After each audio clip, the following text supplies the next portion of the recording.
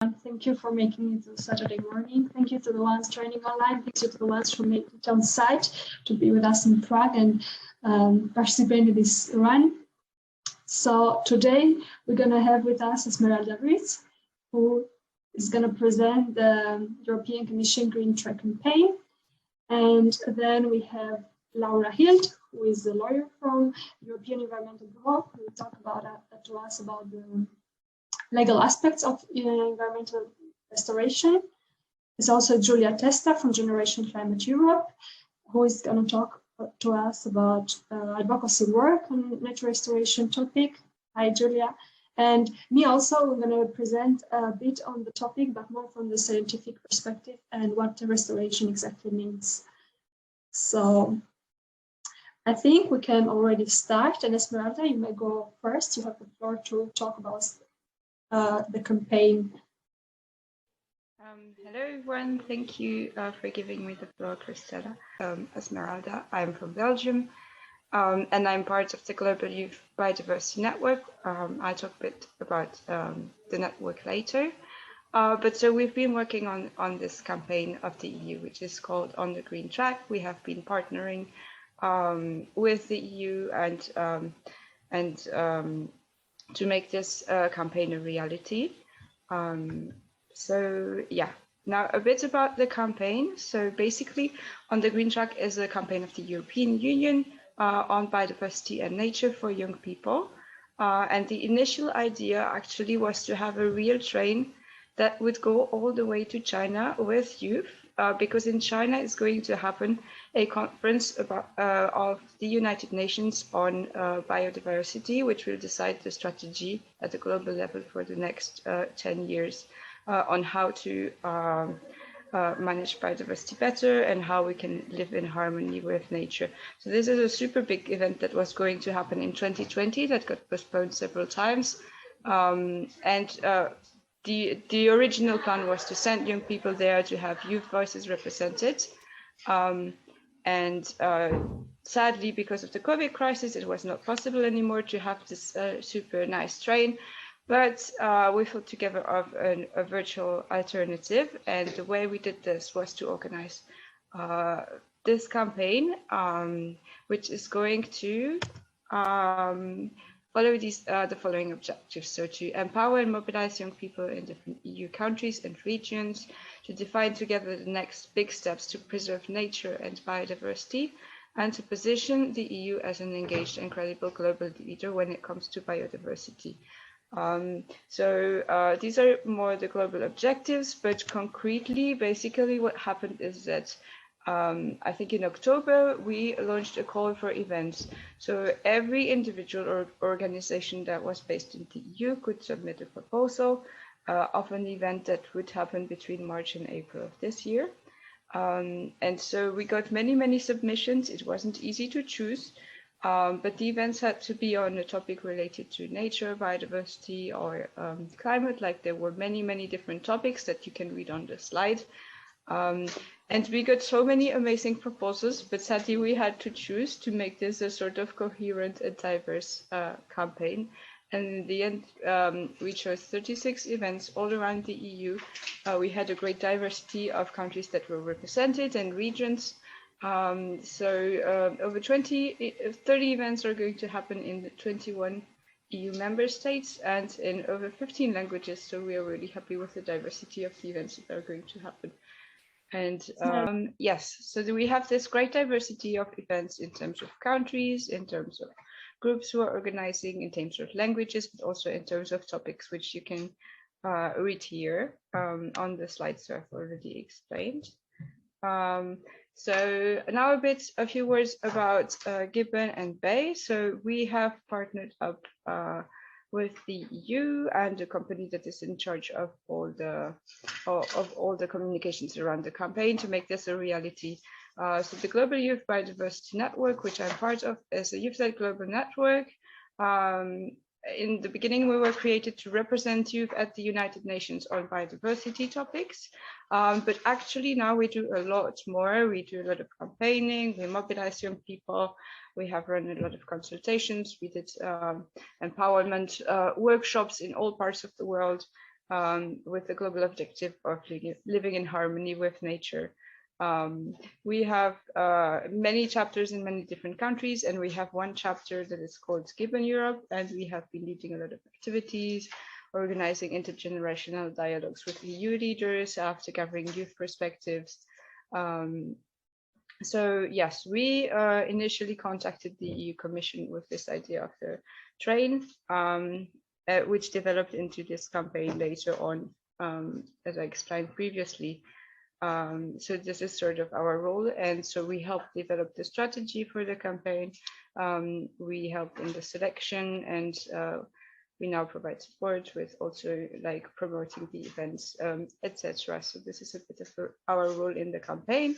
And Biodiversity Action Europe joined us, and I will let Columba present Bay. Hello, everybody. Thank you for being here. Thank you, Esmeralda. So I will continue with the presentation. So I'm representing Biodiversity Action Europe that, as Esmeralda said, we were in charge in the part of organizing this green track, and we were involved to the closing event in the green track and support the stops in terms of communication, networking, and sharing what's going on. Esmeralda, could you continue the next slide, please? I'm trying to. I don't know why. Oh, okay.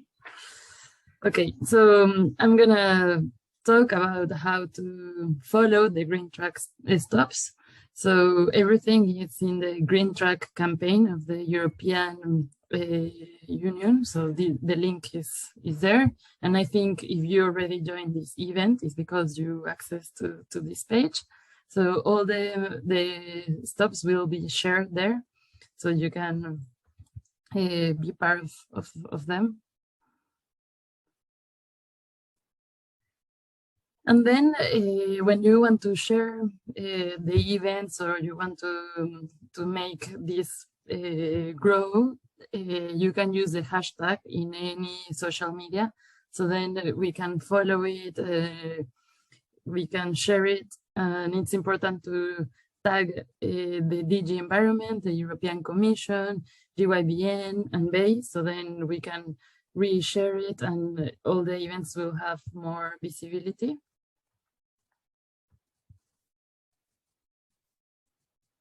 And the final remark is like to get involved. So ready to go on the green track. So the idea of this green track is to amplify the voices of the youth, fighting to create a better world where people and planet can live in harmony. So this is the main message. Then see what other youth organizations are doing in the campaign and connect. Of course, the social media, now that everything is a little bit hybrid, it's important. So then the people that is not on the side can be aware of what is happening in the other part of Europe in this campaign. Join the green track stops and learn about it, like following the campaign. So then we can start a movement. So I think that's everything to present the campaign, and thank you. I think I would go next with my presentation for the environmental science behind restoration, and I'll share my screen. Let me know if it will work for you. So here it is.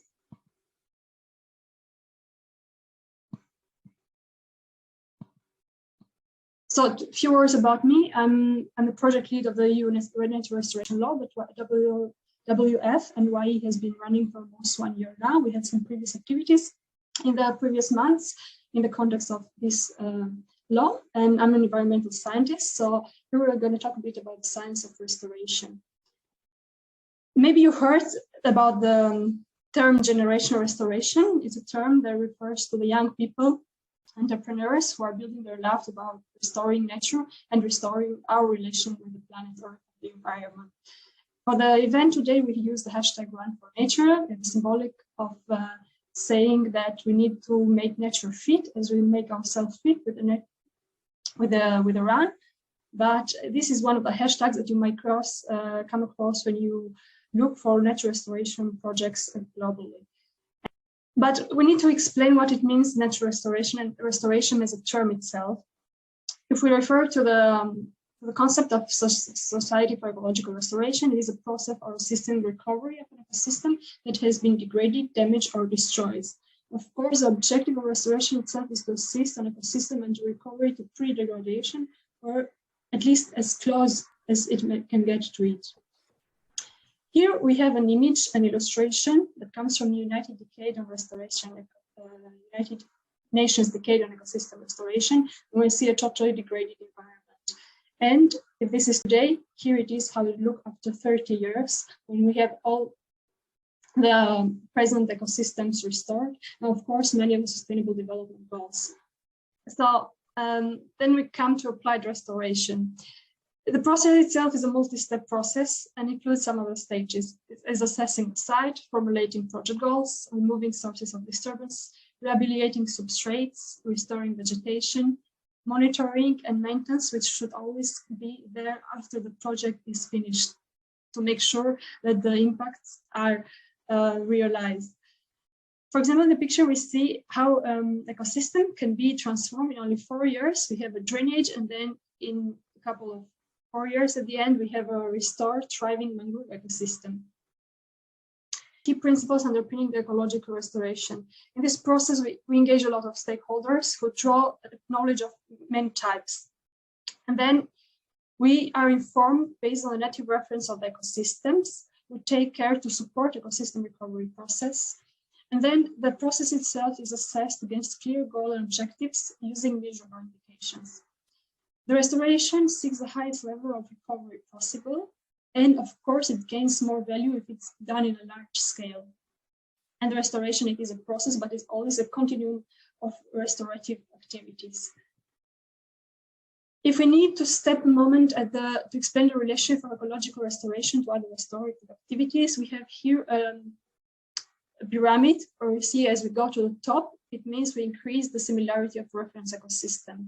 And we have reduction of impacts, which means we reduce the impacts of transformed ecosystems.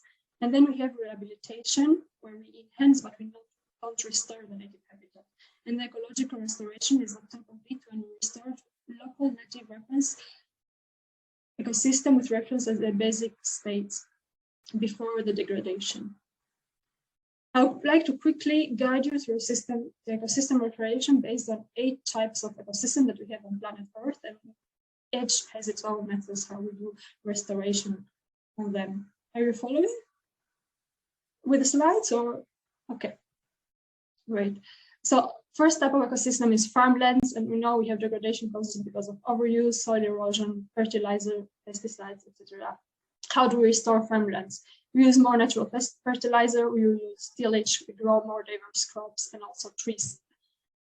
On forest, we have degradation of them because like logging, firework, pollution, invasive species, wildfires. And the way to restore forest is to replant, and also very important to reconsider our food consumptions on our choices. What do we eat? Because forests provide a lot of ecosystem services that translate into food in our tables. Lakes and rivers. Of course, pollution, we have overfishing, sometimes infrastructure for different projects, and of course, irrigation. How do we restore lakes and rivers?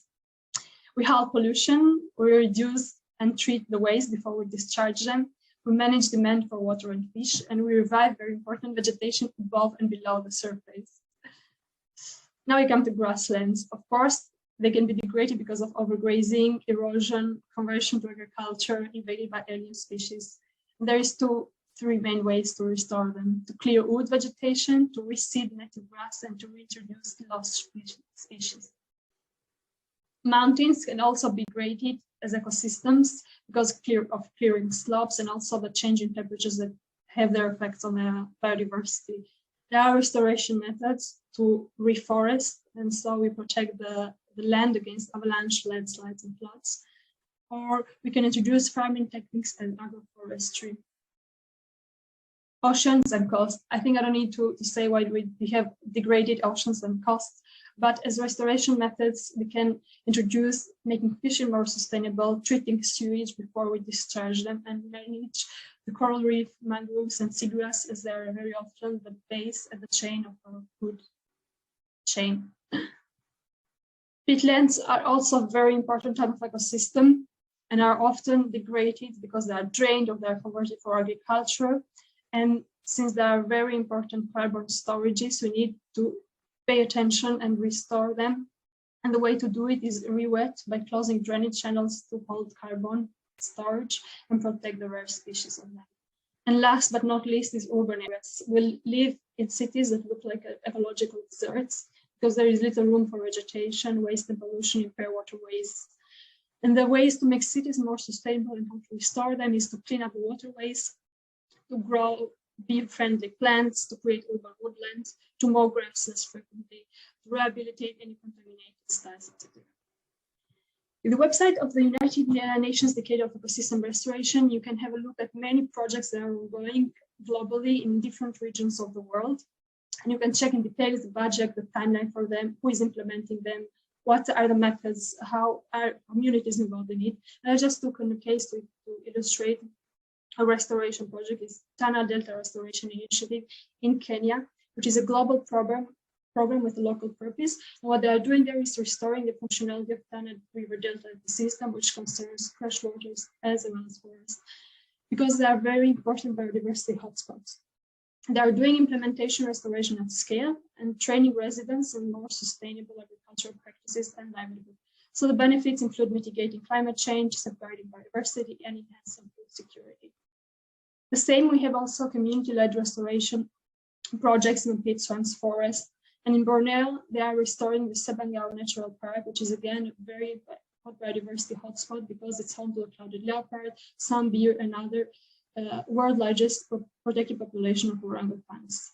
The way they are doing it, they empower the local community to plant 1 million native trees in 5 years.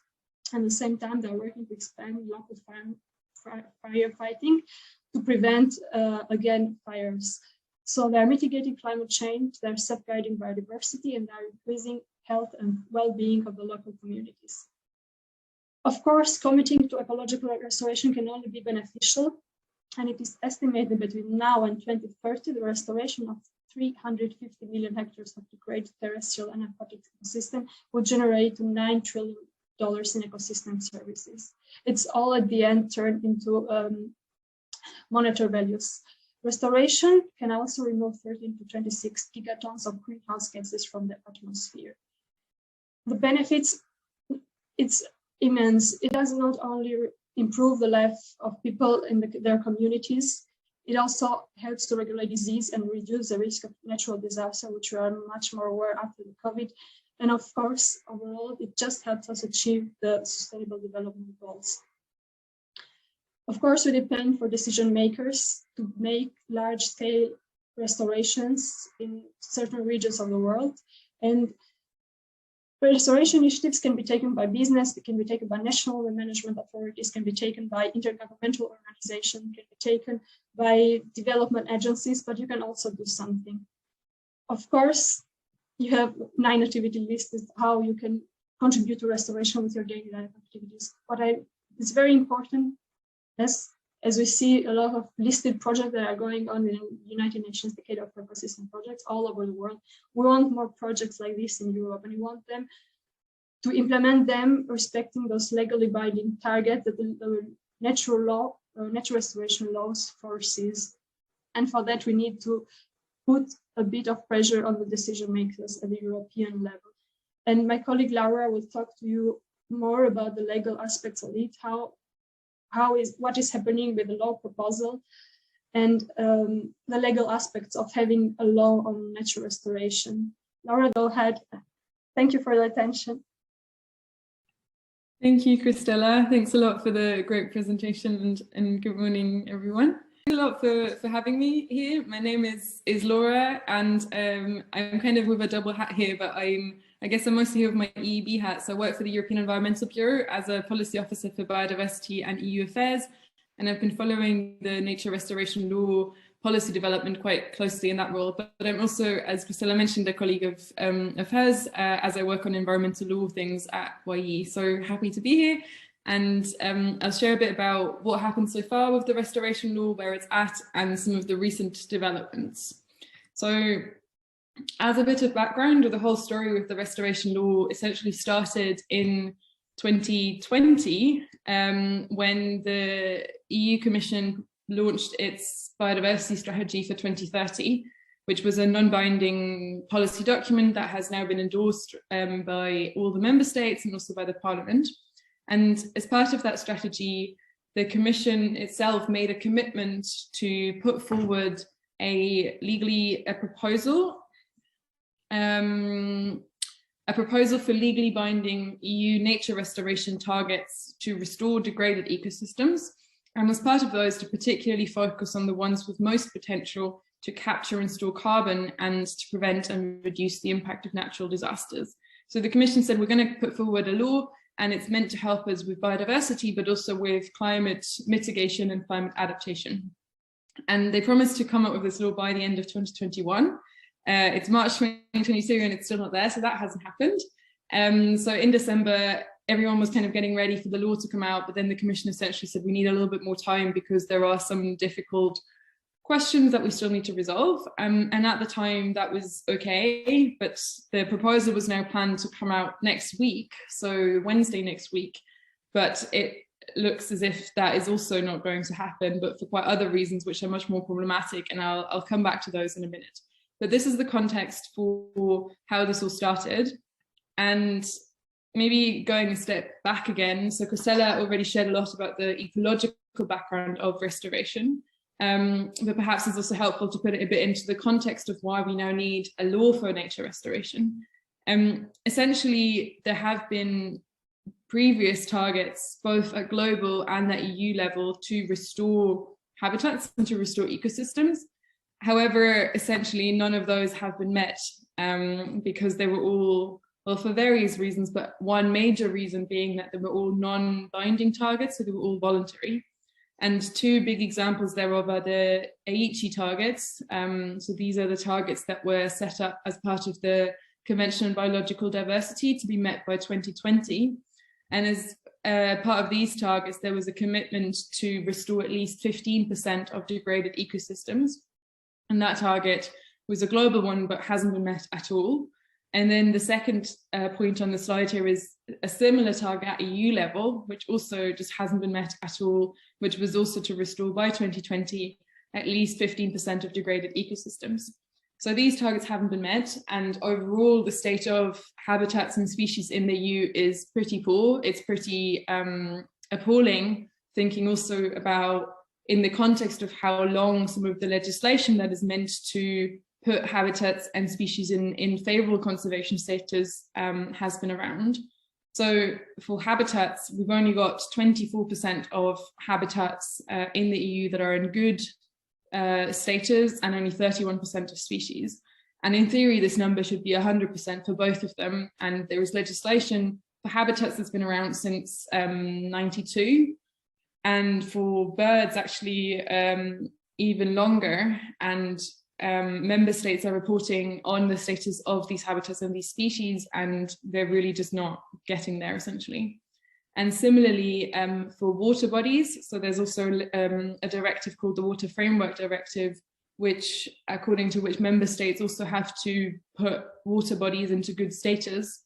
And as part of that, only 40% of water bodies are in good status. So there's clearly a problem with not meeting targets that have been in place for a long time, and with ecosystems being in a very poor status. And we're all aware that there's a big ecological crisis, a big biodiversity crisis, and of course the climate crisis that's very much linked to it. So in order to address both of them, we need habitats and species in good status. And looking at the targets that were non-binding and just weren't met at all, you can kind of see a bit, okay, well, not having legally binding targets doesn't, not having them doesn't help us with reaching those targets. And we need to have stricter mechanisms in place where we can also take stronger enforcement measures to make sure that those targets are being met. So that's the context as to why such a law is needed. And with taking that into account and taking into account how important and how much of an opportunity this law is, a lot of advocacy work has happened around this topic already. So I've put some examples here where a range of different NGOs have been involved in. So after the strategy was launched, NGOs quite quickly got together and formed a position paper. So that's what you see on the top right. Then there was a big public consultation campaign, which is the nice Restore Nature visual on the top left of your screens, where over 100,000 citizens replied to a public consultation to call on the EU to come up with an ambitious law. There was a nice event last year in October, which you see at the bottom right, with YE was also closely involved in of a Run4Nature. So this is also kind of similar to what's the context today of making this link between health benefits and restoration. There were multiple letters. The one at the top in the middle is where over 150 NGOs in December last year called on the Commission to come out with a strong law. So a lot of advocacy work has already gone into this, and a lot of really a lot of momentum has been starting to build up in the NGO community. And I've already said that this law would be a really big opportunity, but I thought, and Priscilla has also touched on some of the ecological background, but perhaps it's helpful to kind of put it together a bit again as to why this is such a big deal. So first of all, the law would come with legally binding targets, which would really be a big deal, because in the nature sphere, if you want to call it that, at EU level, there hasn't been a lot of new legislation lately. So this is a really big opportunity to really put something into place that's binding and that can have a big impact. Then I think I mentioned this straight at the beginning when introducing the strategy and the commitment with the targets, that the restoration of key ecosystem is a major opportunity to tackle biodiversity loss. So to really bring back key ecosystems that are home to a broad diversity of species, to bring back ecosystems that are really fundamental for kind of the ecosystem services they provide and so on.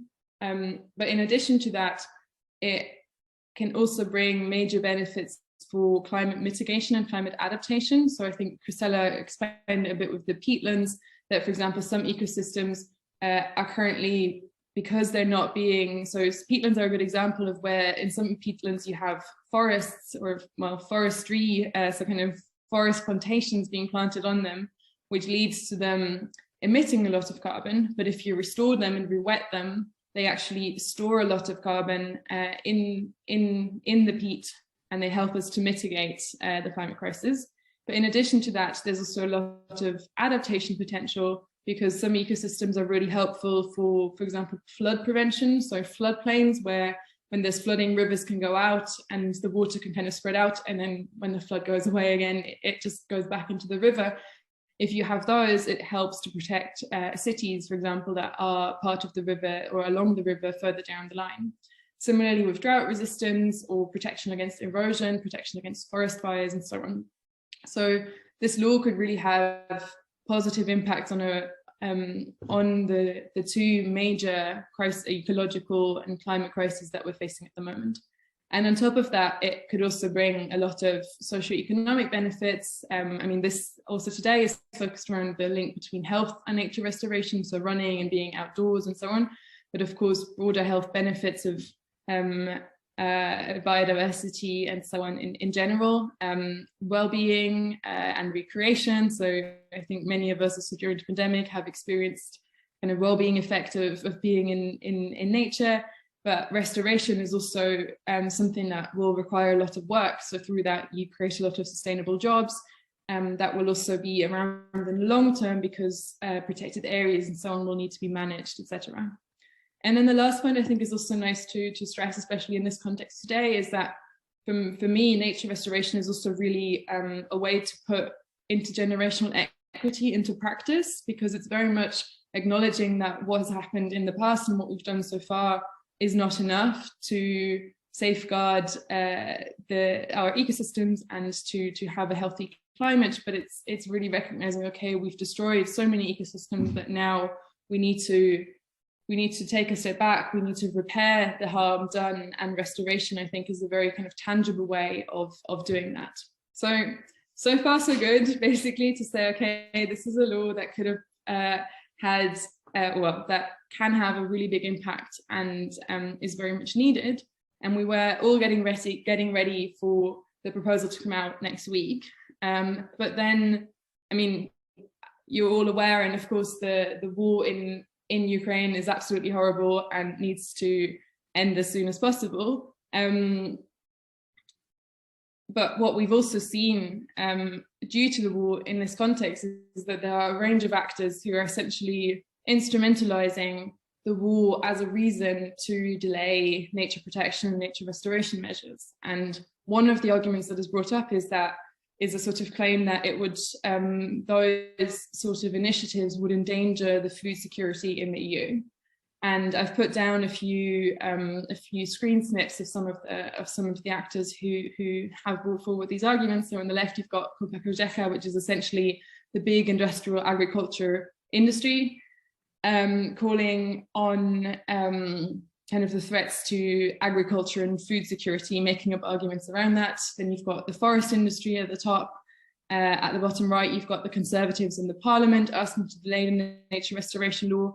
And then you've also got, but I realize this is the wrong, I know, too much is fine, sorry, I just got confused. You've got agriculture ministers also buying into this a little bit. And I mean, I don't think we have time to go into details here, but essentially the food security argument runs like, oh, due to trade impacts, we're not going to be able to have enough grains, etc., to feed all the animals and all the kind of intensive livestock farming that's happening, and therefore we're going to have a big food security problem. However, at EU level, that there aren't real, at the moment, there aren't real risks of food security being threatened, and the whole intensive agriculture approach, and especially to livestock, is really not a very efficient and sustainable approach in any case. And I think we're all aware of the need to transition away from that, etc. And a major threat to food security is the climate crisis, the biodiversity crisis, and not taking measures to address those will come back with very severe consequences very, very quickly. So this delay and this kind of reasoning as to why we can't have a law for nature protection and nature restoration now is very problematic. And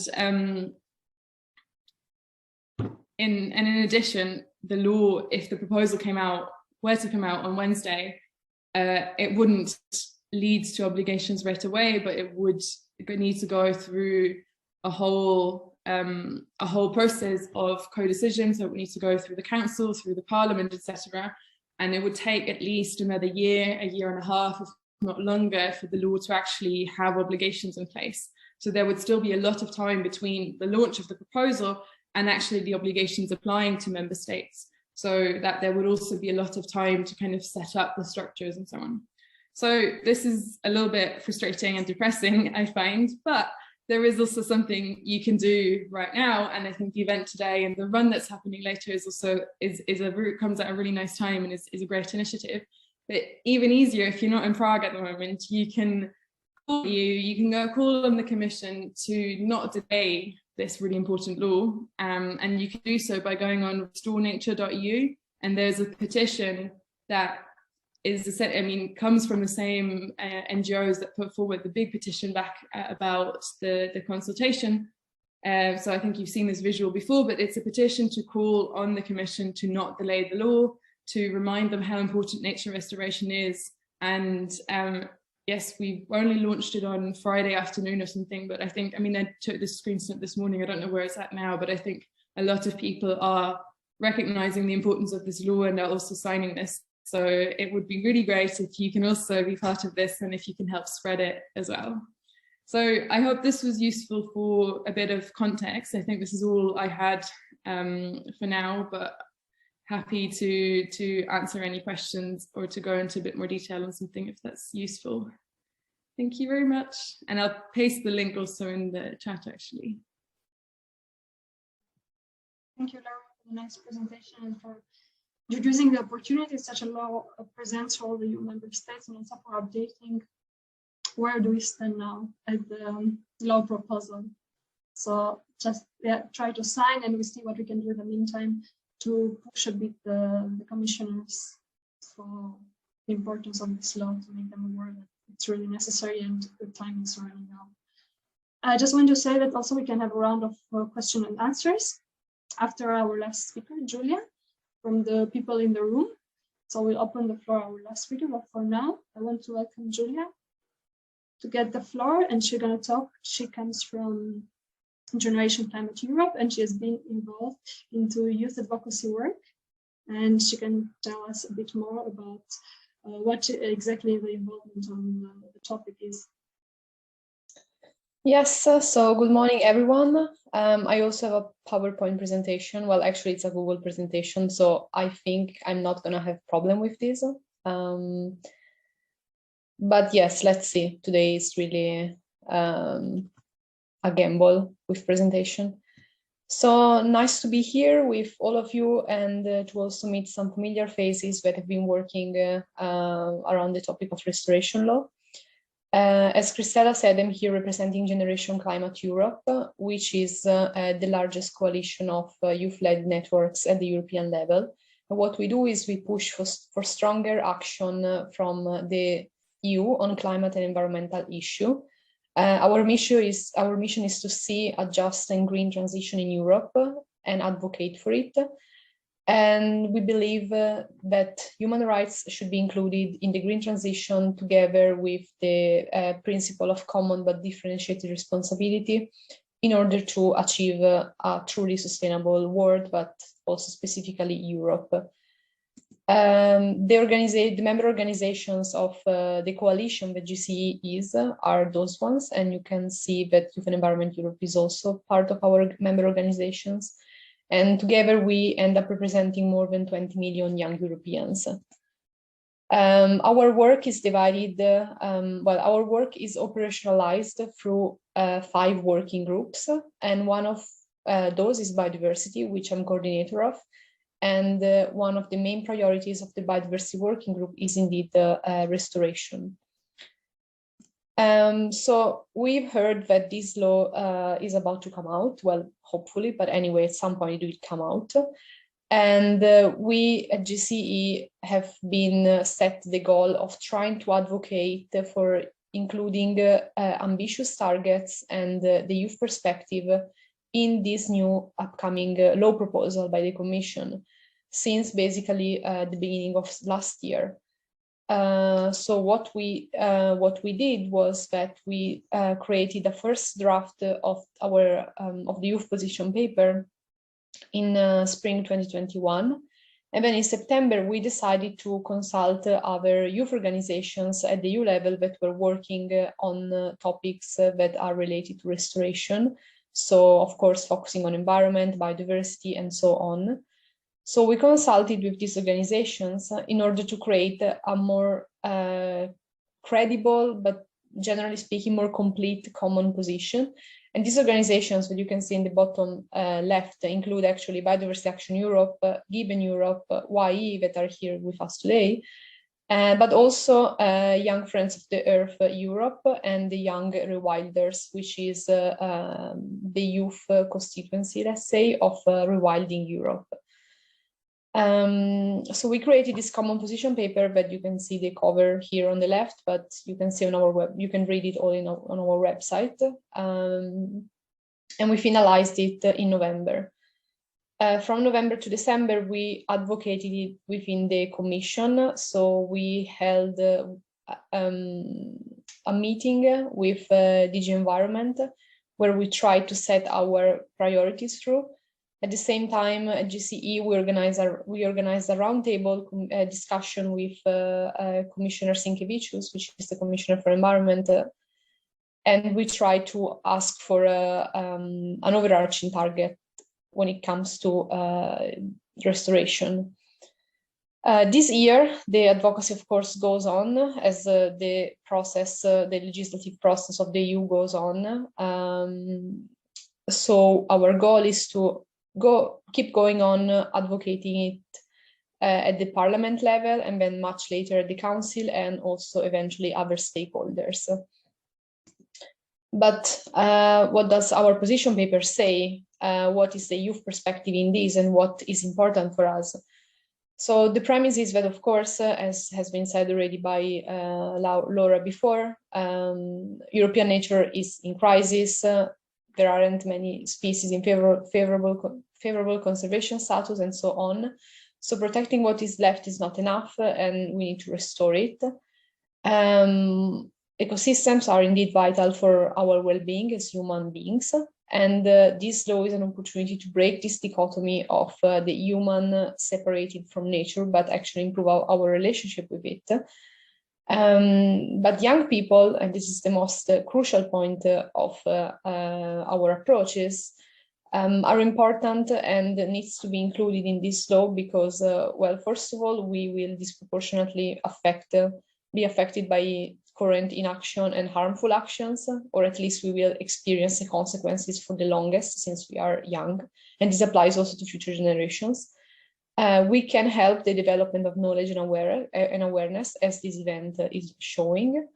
But we are also knowledgeable on the topic of restoration. There are many young practitioners that are working on restoration on the field, and therefore we can really help as long as we are included in the decision-making process.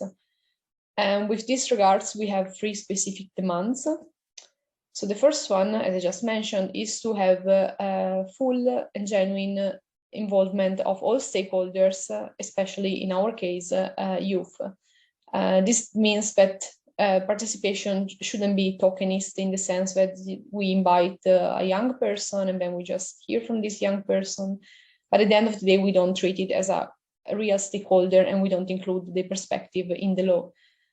This also applies to indigenous people in local communities, which are the ones that will be also much more affected by the consequences of non-restoring, but also can be more helpful in restoration activities. And this inclusion should be done from the very beginning of the process to the implementation of the law. So national governments should, of course, do their share work, and they should also provide their own funds without overly relying on NGOs or volunteer work, especially when it comes to young people. So yes, generally speaking, young people are stakeholders of the future and the present, and we believe that we must be empowered and enabled to act. The second demand that we have is that the legislation must be coherent. So it must be coherent within itself, but also with other tools that might affect the environment and the EU position on youth. So as for example, it doesn't really make sense to have the farm to fork strategy in one side and then to vote for the last common agricultural policy that was voted. That's not an example of coherency because of sustainability criticism. And this law should be coherent. Well, any law should be coherent, but this is something we want to reiterate. The new law should be additional to current obligations, meaning that we cannot just better implement the Habitats and the Birds Directive, but really bring something that can make a difference with different goals and more binding and ambitious goals, especially because those directives are kind of old. This doesn't mean they're not useful, but we really need to set forward a new piece of legislation that actually works, or that work better. And this is the last point is related to the role of youth as well. The efforts and ambition must be linear, so they must be distributed fairly over time. And the majority of work should be done now, not just last minute before the deadline. Otherwise, well, first of all, the environment is worse off by this procrastination, but also the effort is then delayed to future generations or us in the future. Lastly, funding and investments should be aligned with policy priorities and ecosystem needs. And this is something that goes beyond the single piece of restoration law.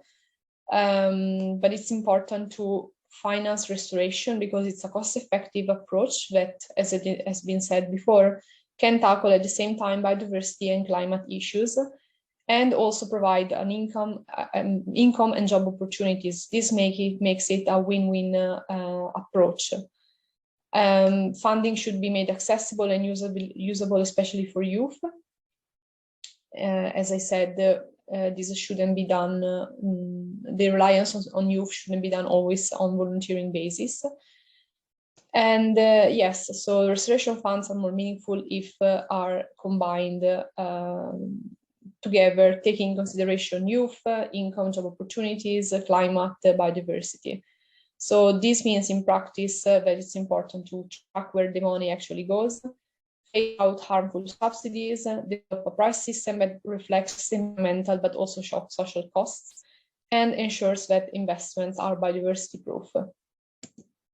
So to summarize in a very big, nice slide with doodles, what the youth want to see is environmental action, but along the line of intergenerational equity. As I said, we are going to experience for a long time the consequences of whatever action is taken or not taken, or taken in a harmful way.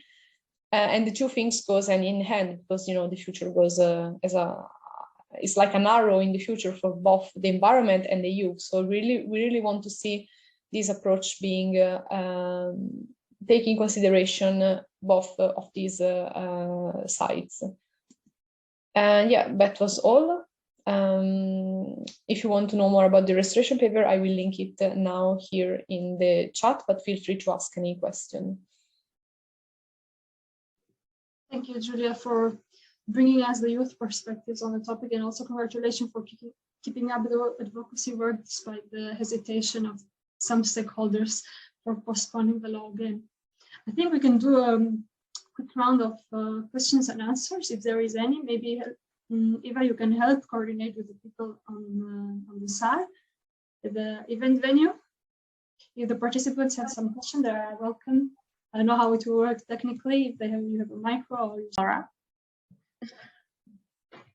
Can you tell us a bit about the areas that the new legislation will be talking about? So probably like the different ecosystems that the legislation will talk about, or probably I was thinking about the problematics of agriculture as well. Yes, of course. So there was a leak that went around quite widely about a month or something before the launch, so I can kind of talk on the basis of that, but nobody knows what will happen with that now, with the delays. But yeah, so essentially the intention is to cover a wide variety of different ecosystems, a focus being on those that where you already have data in place. So there would be a bit of a focus on what are called Annex 1 habitats. So under the Habitats Directive, there's a whole list of habitats that are specified according to different ecosystems. And for those, member states already have mapping data in place because they already have obligations to kind of communicate to the Commission what sort of condition those ecosystems are in. So there's a bit of a focus on those with regards to set area-based targets. Then there were also area-based targets for rewetting of peatlands that are currently under agriculture use. So that's also quite an important aspect, I think has come up a few times, the importance of peatlands for carbon storage, etc. And then another element for area-based restoration targets would be river restoration. So removing barriers to free-flowing rivers and ensuring that they can flow properly and kind of restore the natural function thereof. But in addition to that, there are also a range of targets that are more indicator based, so that are not looking at you have to restore 20% of this area, but based on you need to improve trends, etc. And their agriculture was also one area where this was in place. So there were targets on the reduction, or sorry, on the stopping the decline of pollinators, which was quite vague though, and I think a methodology would come in the future. But one thing that is quite promising is that there was back in the days of the biodiversity strategy, there was a commitment to put in place what are called 10% of high diversity landscape features on agricultural land, which essentially means things like hedges and buffer strips, and kind of having not just monocultural fields, but having spaces in between where lots of insects and animals and someone can nest and can have space. And that was a voluntary commitment, but that looks like it could be included and rendered binding as part of the restoration law. So these are some of the ecosystems that would be covered. But in addition, actually, one that I didn't mention yet was also urban ecosystems. There would also be a target on that. But from our perspective, the most promising targets would be those that are really area-based, so where there's a commitment where you say you have to restore X% of land, because those are good to enforce, they're easy to monitor, and they will actually lead to you can really kind of demonstrate the necessary change. Whereas slightly improving some indicator here and there is much less kind of easy, less good to track, and can also be just much kind of easier to greenwash. And that's also a bit the concern with some of the agriculture ones, that member states will say, well, we're already doing all this stuff here, so therefore we don't need to do so much more.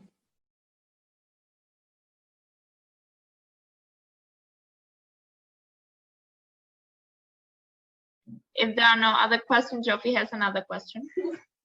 Yeah, thanks so much for that. I was just thinking, do you know what the position of the different member states is at the moment? Because with the Czech Republic having its presidency in the following year, I will be a bit worried of this conservative approach being funneled into this whole problematics. So I was thinking about how, because this is legislation proposed by the European Commission, so I would like to know if there is like big support from the member states, or if there's someone blocking it, or how it's looking right now.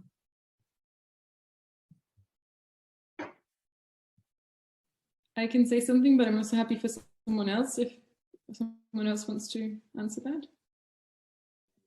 No, go ahead, Laura. I think you are more into it, what is happening. Okay. Regarding the law. Okay, so we don't have necessarily an overview as to all the positions from all the member states, because they're a bit like, oh, before the law is there, we can't form a position. But obviously there are some that are friendlier towards it than others. And some of the more friendly member states are, for example, Austria, Germany, Denmark, and hopefully a few more. We're very much hoping that there will soon be also sort of push from the member states to call on the Commission to not delay the law. And if that's, hopefully that will also be a public letter. So I think the member states that will sign that letter will be key ones. France, hopefully as well, actually. But yes, there are definitely also concerns around some others, but I don't think that at the moment anyone is kind of blocking it yet. I mean, all the member states endorsed the commitment to this law as part of the biodiversity strategy in October 2020. But yes, unfortunately, there are some that are kind of a bit more difficult when it comes to nature protection more generally. And yeah, the Czech Republic is probably one of them, unfortunately. But that doesn't mean that it's all lost, because of course there's also others.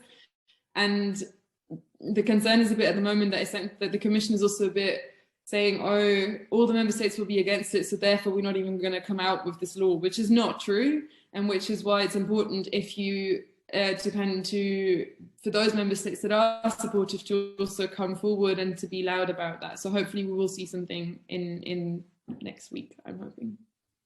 I would say we can go ahead with the agenda. I want to thank my colleagues Laura, Julia, also Esmeralda, and Columba for their presentations and for giving some insight about the specification of the work and where the involvement consists on this big project and topic. I hope the participants that are in Prague learned something about the importance of the law, the benefits of restoration, how the young people can be involved, what concretely they can do.